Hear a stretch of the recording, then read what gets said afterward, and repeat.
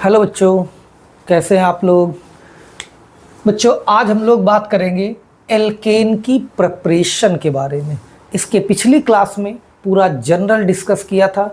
Alkene alkene क्या है, इनकी आईयूपीएसी नेमिंग क्या होगी, आइसोमेरिज्म कैसी होगी इनके बीच में, ये सारी चीज़ें पूरी जनरल हमने आपको एल्केन के बारे में बताया था।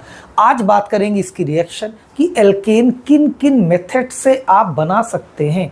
तो डिफरेंट मेथड्स, कई तरीके होते हैं एल्केन फॉर्म करने के। उसमें कुछ इंपॉर्टेंट रिएक्शन है जो एनसीईआरटी में आपकी दी गई हैं, हम उनको डिस्कस करेंगे। तो नंबर फर्स्ट कैसे बनाएंगे, from unsaturated alkane. Unsaturated alkane या हम कह लें फ्रॉम एल्कीन या एल्काइन। और क्या कैसे, हाइड्रोजिनेशन से। तो लिखेंगे फ्रॉम हाइड्रोजिनेशन ऑफ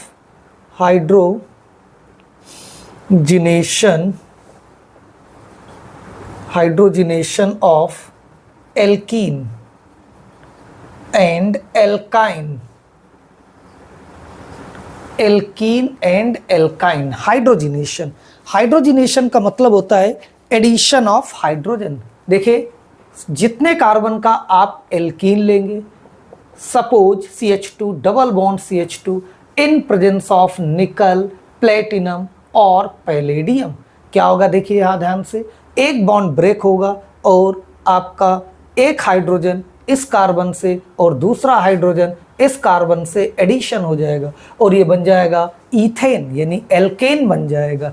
इसी तरह से अगर हम 3 कार्बन की एल्कीन दैट इज प्रोपीन, जितने कार्बन की एल्कीन लेंगे, यहाँ पर देखिए H2 इन प्रेजेंस ऑफ निकल, प्लेटिनम और पैलेडियम, तो ये बॉन्ड ब्रेक होगा और यहाँ पर CH3 CH2 single bond CH3 propane बनेगा।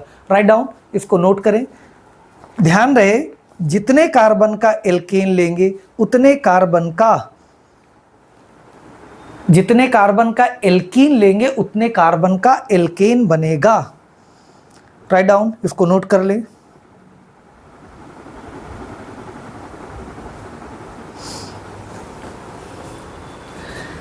एक यहां पर चीज ध्यान रखेंगे बच्चों माइन्यूट, अगर यहां पर प्लेटिनम या पैलेडियम लेते हैं तो ये रिएक्शन रूम टेम्परेचर पे होगी, और अगर आप निकल कैटलिस्ट यूज करेंगे तो निकल के साथ आपको हाई टेम्परेचर या टेम्परेचर ज़्यादा रखना पड़ेगा, 200 से 300 डिग्री सेंटीग्रेड, ये आपको टेम्परेचर लेना पड़ेगा, ध्यान रखिएगा। लेकिन अगर प्लेटिनम और पैलेडियम यूज करेंगे तो ये रिएक्शन रूम टेम्परेचर पे हो जाएगी।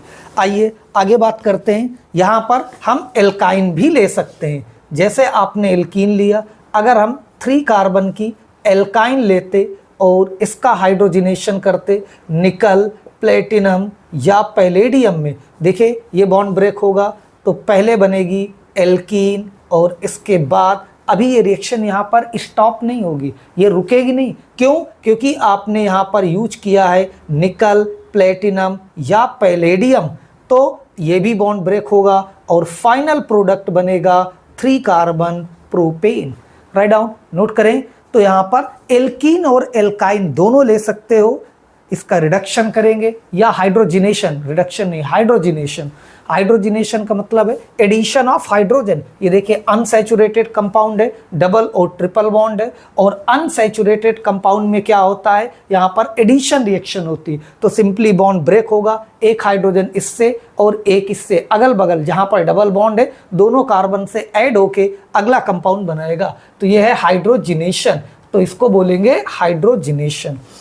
इसी से हाइड्रोजिनेशन से ही हम आगे क्या बनाते हैं, वनस्पति घी। इसी रिएक्शन से जो ऑयल होता है, तेल होता है, उसमें अनसैचुरेटेड हाइड्रोकार्बन होते हैं, यानी डबल बॉन्ड वाले, उसका हाइड्रोजिनेशन करके हम उसको सैचुरेटेड हाइड्रोकार्बन में कन्वर्ट करते हैं, दैट इज कॉल्ड क्या, वनस्पति घी। तो ये हो गई बच्चों हाइड्रोजिनेशन। नेक्स्ट और कैसे बना सकते हैं, from reduction of alkyl halide. Next method है from reduction of alkyl halide.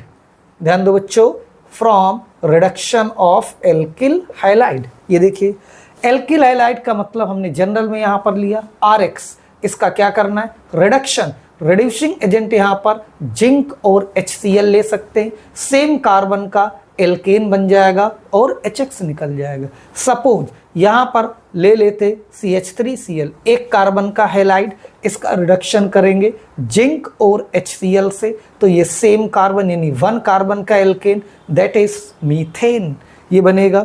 Similarly अगर हम यहाँ पर 2 कार्बन का हैलाइड लेते, कोई भी हैलाइड ले सकते हैं, इसका रिडक्शन करेंगे जिंक और HCl, सेम कार्बन यानी 2 कार्बन का ईथेन बनेगा। क्या बनेगा बच्चों, 2 कार्बन का ईथेन। कुछ जरूरी चीजें इस रिएक्शन में ध्यान दो, हमने कहा कोई भी हैलाइड ले सकते हैं एक्सेप्ट फ्लोराइड, फ्लोरीन को छोड़कर, फ्लोरीन को छोड़कर कोई भी हैलाइड यानी क्लोराइड, ब्रोमाइड, आयोडाइड, जितने कार्बन का हैलाइड लेंगे उतने ही कार्बन का आपको एल्केन बनेगा। इस चीज को जरूर ध्यान रखिएगा। ऑर्गेनिक में यहाँ पर कार्बन कम ज्यादा ऐसे नहीं होंगे, कुछ रिएक्शन है जिनमें कम ज्यादा होते, बट जितनी भी रिएक्शन है उसमें कार्बन को जरूर फोकस करना है। तो 1 कार्बन एल्केन मीथेन, 2 कार्बन का एल्केन ईथेन बन जाएगा। तो क्या हमने बताया यहाँ पर, एक्सेप्ट फ्लोराइड एनी हैलाइड, कोई भी हैलाइड ले लेंगे आपका उससे एल्केन मिल जाएगा। दूसरी चीज यहाँ पर जो रिड्यूसिंग एजेंट ले रहे हैं वो हमने जिंक HCl लिया है, आप यहाँ पर और दूसरे भी कई रिड्यूसिंग एजेंट है जिनको ले सकते हैं, निकल, प्लेटिनम ये भी यूज कर सकते हैं रिड्यूसिंग एजेंट, सोडियम एल्कोहल भी रिड्यूसिंग एजेंट यूज कर सकते हो, LiAlH4 भी रिड्यूसिंग एजेंट यूज कर सकते हैं। लेकिन यहाँ पर अभी हमने क्या लिया है, जिंक और HCl, तो ऐसा नहीं है, और भी कई रिड्यूसिंग एजेंट है जो जिंक और HCl की जगह यूज किए जा सकते हैं। राइट डाउन, इसको नोट करें। तो इस तरह से आप बनाएंगे रिडक्शन ऑफ एल्काइल हैलाइड, यानी एल्काइल हैलाइड के रिडक्शन से या अपचयन से। तो एल्काइल हैलाइड के अपचयन से ये आप बनाएंगे एल्केन। आगे आइए, और भी एल्काइल हैलाइड से बना सकते हो। और दूसरी रिएक्शन है ओट्स रिएक्शन। इस रिएक्शन को हम एक सेपरेट वीडियो आपको दे चुके हैं, उससे भी आप पढ़ सकते हो। आइए, कैसे, कौन सी रिएक्शन है, ओट्स रिएक्शन, ये भी एल्काइल हैलाइड से है।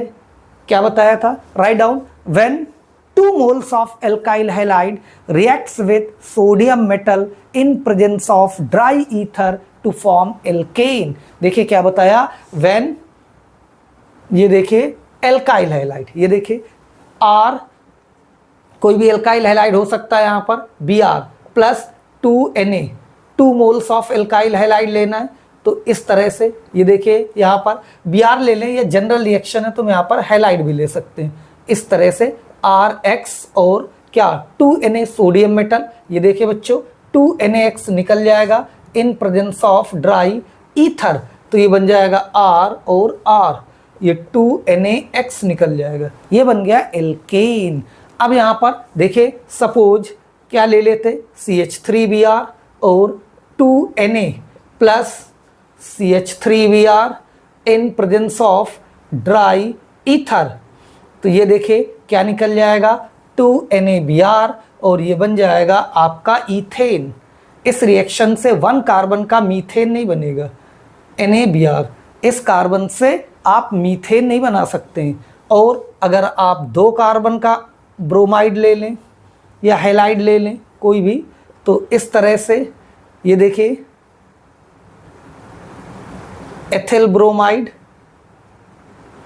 In presence of dry ether, तो ये 2NaBr निकल जाएगा और 4 कार्बन का ब्यूटेन बन जाएगा। इसमें क्या ध्यान रखोगे, it is free radical mechanism. इसकी जो मैकेनिज्म है बच्चों वो कैसी होगी, फ्री रेडिकल मैकेनिज्म।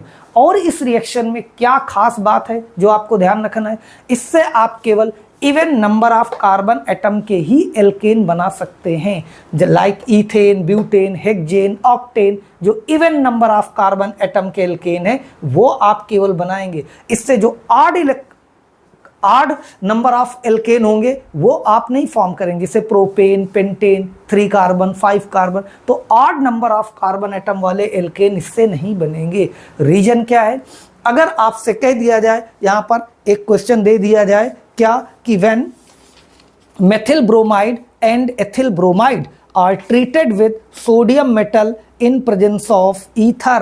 तो क्या क्या प्रोडक्ट बनेंगे, तो आइए देखते हैं। यहाँ पर क्या बताया कि when methyl bromide and ethyl bromide are treated with sodium metal, methyl bromide and ethyl bromide, ये देखिए ethyl bromide in presence of ether, तो ये 2NaBr निकल के 3 कार्बन का प्रोपेन, ये केवल अकेला प्रोपेन नहीं बनेगा बच्चों, इसको आपको मैकेनिज्म बेस्ड रिएक्शन समझनी होगी। कैसे यहाँ पर ये डिफरेंट हैलाइड आ गए, सेम अगर होते तो आप बना देते डायरेक्ट रिएक्शन से। इसकी मैकेनिज्म में अगर जाएंगे तो अभी हमने बताया था कि it is free radical mechanism, it means यहाँ पर homolytic bond fission, methyl free radical, और ये होगा ब्रोमीन फ्री रेडिकल। अब इसी तरह से ये जो एथिल फ्री लिखा है ब्रोमाइड, एथिल ब्रोमाइड में बच्चों यहाँ पर भी होमोलिटिक बॉन्ड फिजन, इससे एक बनेगा एथिल फ्री रेडिकल और ब्रोमीन फ्री रेडिकल। अब देखिए उस रिएक्शन मिक्सचर में क्या क्या पॉसिबिलिटी हो सकती है।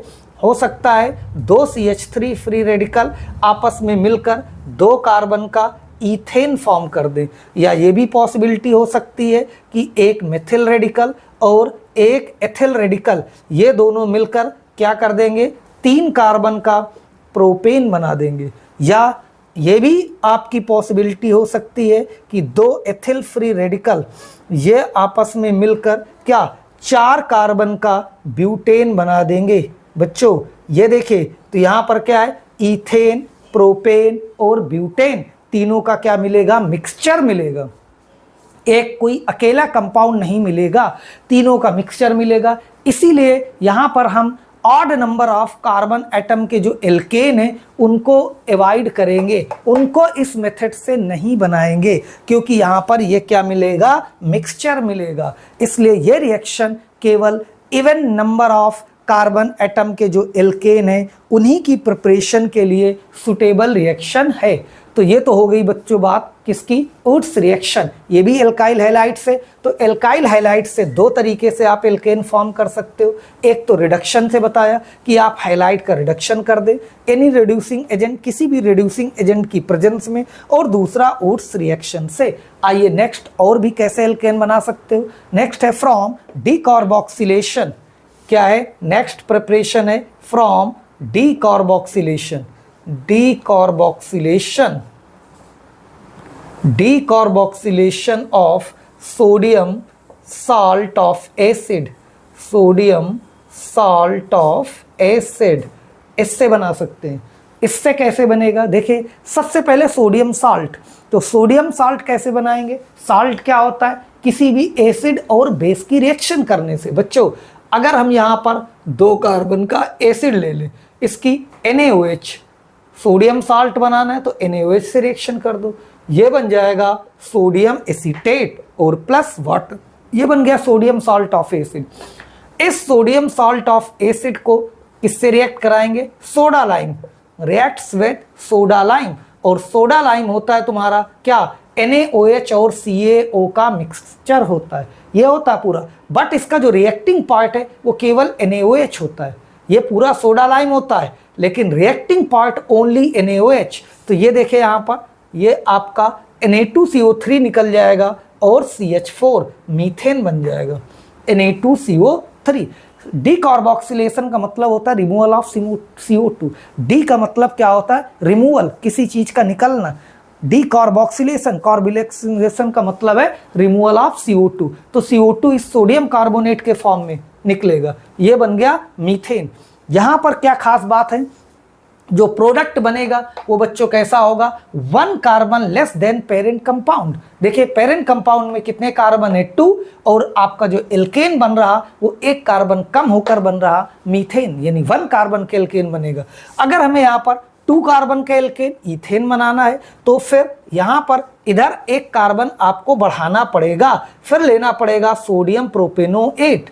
क्या लेना पड़ेगा, सोडियम प्रोपेनोएट, सोडियम प्रोपेनोएट यानी प्रोपेनोइक एसिड का साल्ट। ये देखिए ये सोडा लाइम, तो ये यहाँ से Na2CO3 निकल जाएगा और H इधर आ जाएगा, ये बन जाएगा CH3 ईथेन, और ये निकल जाएगा Na2CO3। तो ये बन गया एल्केन। और इस रिएक्शन का हमने बताया, ध्यान रखोगे, जनरली रिएक्शन में क्या होता है कि जितने कार्बन का रिएक्टेंट होता है उतने ही कार्बन का प्रोडक्ट बनता है, बट कुछ रिएक्शन को छोड़कर, जैसे ये रिएक्शन है, इस रिएक्शन में ऐसा नहीं है। इसमें क्या हो रहा, एक कार्बन कम का आपको एल्केन बनेगा। तो इस चीज को विशेष ध्यान रखिएगा, जितने कार्बन का सोडियम साल्ट होगा उससे एक कार्बन कम का आपको क्या मिल जाएगा, एल्केन। और भी ले सकते हैं, जैसे सोडियम बेंजोएट, ये देखिए बेंजोइक एसिड का sodium salt, that is sodium benzoate. Soda lime से रिएक्शन कराओगे इसकी तो यहाँ पर भी एक कार्बन कम हो जाएगा और ये बन जाएगा बेंजीन। ये देखिए यहाँ से ये क्या निकल जाएगा पूरा, ये आपका Na2CO3, H इधर रिंग में आ जाएगा यानी बेंजीन। तो ये आपका एल्केन एरोमेटिक हाइड्रोकार्बन इससे मिल जाएगा, दैट इज बेंजीन। तो ये आपका हो गया decarboxylation of sodium salt of acid. बच्चों जल्दी नोट करें, इस तरह से आप इससे बना सकते हैं, जल्दी करिए, इस तरह से आपका बन जाएगा एल्केन। और नेक्स्ट रिएक्शन है from Kolbe electrolysis method. Kolbe electrolysis method, आइए इसको देखते हैं। नेक्स्ट है फ्रॉम कोल्बे इलेक्ट्रोलिसिस मेथड। इस रिएक्शन में क्या है बच्चों, कोल्बे इलेक्ट्रोलिसिस मेथड, ध्यान दो, कोल्बे इलेक्ट्रोलिसिस मेथड। इसमें आपको लेना है सोडियम सॉल्ट ऑफ एसिड यानी सोडियम एसीटेट 2 मोल्स, और इसकी हम करेंगे इलेक्ट्रोलिसिस वाटर की प्रेजेंस में। ये देखिए इलेक्ट्रोलिसिस, तो ये बनेगा आपका ईथेन। क्या बन जाएगा, एल्केन यानी ईथेन। और इससे बनेगा 2NaOH। क्या बनेगा, 2NaOH, साथ में CO2 और H2 बनेगा, 2CO2 और H2। इस तरह से रिएक्शन होगी। नोट करें, इस रिएक्शन से भी मीथेन नहीं बना सकते, इस रिएक्शन से भी आपका मीथेन नहीं बनेगा। ये आपकी हो गई एल्केन, कोल्बे इलेक्ट्रोलिसिस मेथड। ये रिएक्शन बच्चों कुछ इस तरह से होती है। ये देखिए सोडियम एसीटेट, इसका इलेक्ट्रोलिसिस करेंगे, इलेक्ट्रोलिसिस, तो ये पहले आयोनाइज होगा इस तरह से Na+, फर्दर इससे इलेक्ट्रॉन निकलेंगे, ये फ्री रेडिकल में कन्वर्ट हो जाएगा, और देन ये CO2 रिमूव होगा, ये फ्री रेडिकल इधर आ जाएगा, तो ये बन जाएगा CH3 फ्री रेडिकल। और बाद में 2CH3, 2 CH3 free radical odd electron मिलकर ये बॉन्ड बना देंगे, दैट इज ईथेन। ये कुछ इस तरह से ये रिएक्शन होगी, Kolbe electrolysis method. Write down, note करें, कोल्बे इलेक्ट्रोलिसिस मेथड इसको बोलेंगे, जल्दी करिए।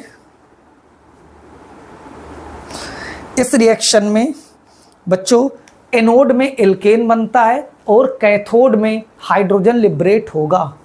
एनोड में क्या बनेगा, एल्केन निकलेगा ईथेन, और कैथोड में हाइड्रोजन, कैथोड में हाइड्रोजन लिबरेट होगा, ये ध्यान रखोगे। और इस रिएक्शन से हमने बताया मीथेन आपका नहीं बनेगा।